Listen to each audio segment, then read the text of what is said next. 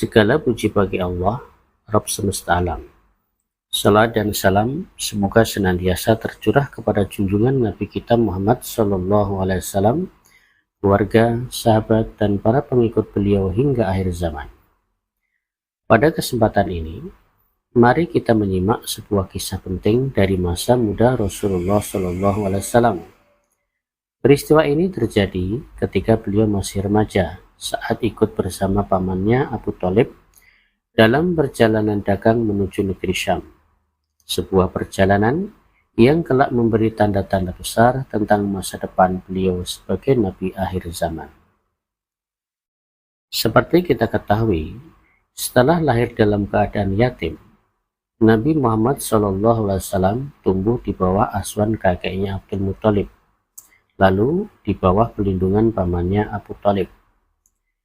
Abu Thalib dikenal sebagai seorang yang penuh kasih sayang kepada keponakannya, meski ia sendiri hidup dalam keadaan tidak terlalu berkecukupan.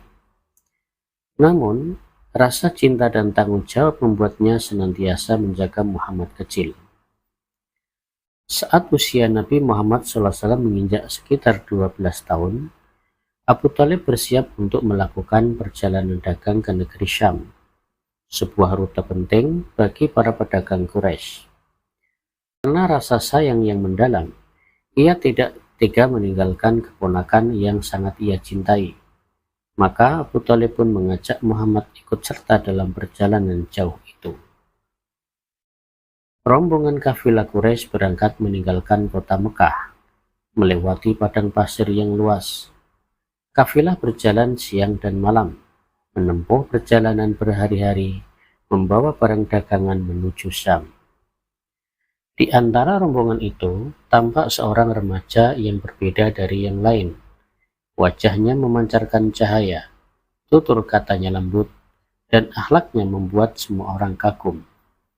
Dialah Muhammad SAW yang kelak akan membawa cahaya bagi seluruh alam.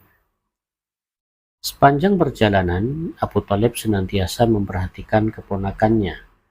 Ia merasa ada sesuatu yang istimewa dalam diri Muhammad. Hewan tunggangan yang beliau naiki selalu tampak ringan dan cepat, seolah mendapat perlindungan khusus dari Allah Subhanahu wa Ta'ala. Tatkala rombongan kafilah sampai di daerah Busra, Syam, mereka berhenti untuk beristirahat.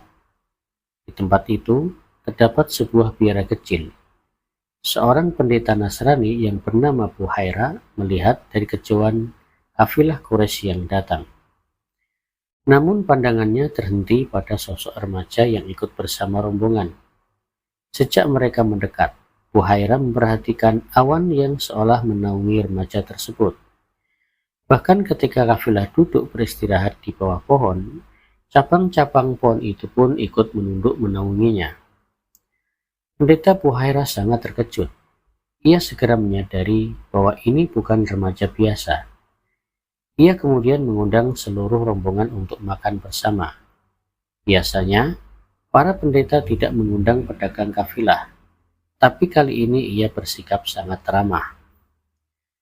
Saat perjamuan itu, Buhairah memperhatikan Muhammad SAW dengan seksama.